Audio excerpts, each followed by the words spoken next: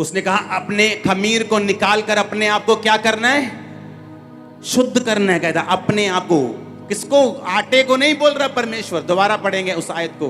पुराना खमीर निकाल कर अपने आप को शुद्ध करो और नया गूंथा हुआ आटा बन जाओ, ताकि तुम अखमीरी हो, क्योंकि हमारा भी फंसे जो मसीह है बलिदान हुआ है।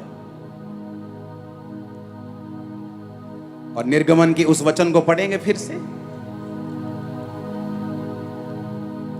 8 आयत को। कहता उसके मांस को उसी रात आग में भूज कर अखमीरी रोटी और कड़वे साग पात के साथ खाना। उसको सिर पैर आंतड़ियों समेत आग में भूज कर खाना, कच्चा या जल में पकाकर कुछ ना खाना। जब परमेश्वर के सामने लोग बलिदान करते थे तो किडनीज नहीं खा सकते थे। किडनीज और लीवर के पास जो चर्बी होती है उसको नहीं खा सकते थे। पता है कि नहीं पता? पुराने नियम में ऐसे ऑर्गन थे जो तुम नहीं खा सकते थे। तुम कुछ हिस्से थे बॉडी के जो तुम खा सकते थे। तो ये इजरायलियों के लिए बड़ी हैरानी वाली बात थी कि परमेश्वर कह रहा था कि सिर पैर आंतड़ियां सब कुछ समेत तुम उसे खाओगे। नहीं चंगियाई चंगियाई वाला मैनू दे दियो पार्ट, आ परसिक्यूशन वाला तू ही रख लो। हाँ, आ हीलिंग हीलिंग वाला मैनू दे दियो और विरोध वाला ना ये तू ही रखो। आ लैण वाला मैनू दे दियो ते बोन वाला तू ही रख लो। परमेश्वर ने कहा ऐसे छुटकारा नहीं होगा। जब तुम मेमना खाओगे तुम्हें उसका सिर, उसके पैर, उसकी आंतड़ियां समेत और आग में भूज कर। यह एक प्रोफेसी थी कि जब यीशु मसीह की कुर्बानी होगी वो एक आम कुर्बानी नहीं होगी, बल्कि उसे पूरी तरह से फायर में से होकर गुजरना पड़ेगा, ताकि वो वचन पूरा हो कि प्रभु यीशु मसीह ने, उन्होंने कहा था कि मैं तुम्हें पानी से बपतिस्मा देता हूं, पर मेरे बाद आएगा वो तुम्हें पवित्र आत्मा और आग से बैप्टाइज करेगा। उसने कहा वो तुम्हें पवित्र आत्मा और आग से बपतिस्मा देगा। पता है क्यों? उसने वो आग से लिया था, इसलिए तुम्हें वो देगा।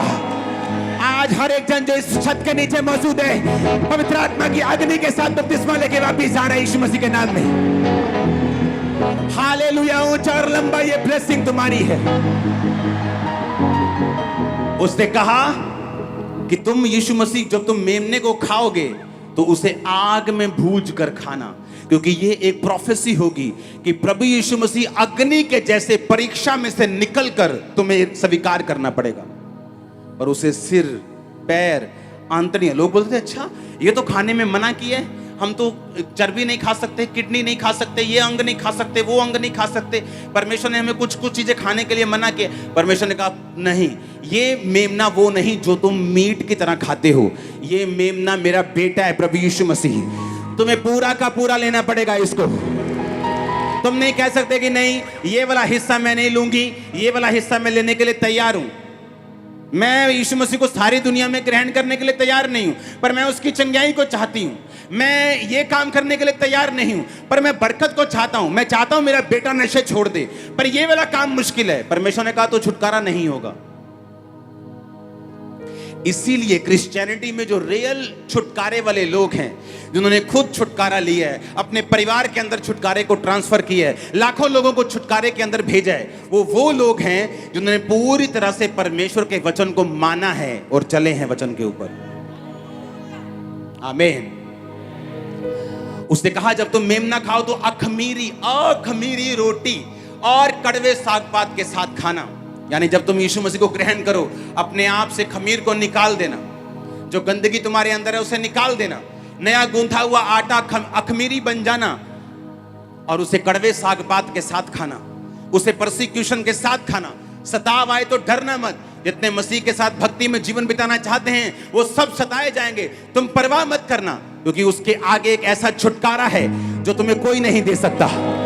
वो छुटकारा मैं तुम्हारा होता हुआ देख रहा हूं, वो छुटकारा मैं तुम्हारे परिवारों का होता हुआ देख रहा हूं, वो छुटकारा मैं तुम्हारे फाइनेंस का होता हुआ देख रहा हूं। Hallelujah, hallelujah, hallelujah. उसे आग में भूज कर खाना, कच्चा मत खाना, जल में पकाकर कुछ नहीं खाना। अरे परमेश्वर को क्या इंटरेस्ट है तुम कैसे खाते हो, लेकिन वो कुछ मैसेज दे रहा था आपको कि यीशु मसीह उस फायर के बपतिस्मे से होकर निकलेगा, उस परीक्षा की आग में से होकर वो जाएगा। और इसलिए यूहन्ना ने कहा था मैं तुम्हें पानी से बैप्टाइज करता हूं, पर मेरे बाद एक आने वाला है, वो तुम्हें पवित्र आत्मा और आग से बपतिस्मा देगा। ओ जीसस, हालेलुया, हालेलुया, हालेलुया। अब तुम अपने अपने आप की पिक्चर देखो, वो निर्दोष मेमना और कोई नहीं। इस दुनिया में कोई निर्दोष नहीं सिवाय यीशु मसीह के। वो ऐसा एक लौता था, है और रहेगा जो सिर्फ मां के जरिए आया और पवित्र आत्मा ने उसको गर्भवती किया, क्योंकि वो निर्दोष था।